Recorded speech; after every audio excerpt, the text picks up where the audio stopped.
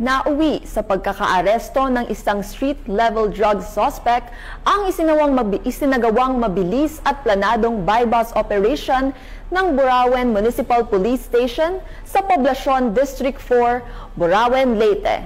Ang balitang ito ay ihatid ni Patrolwoman Camberley Flores.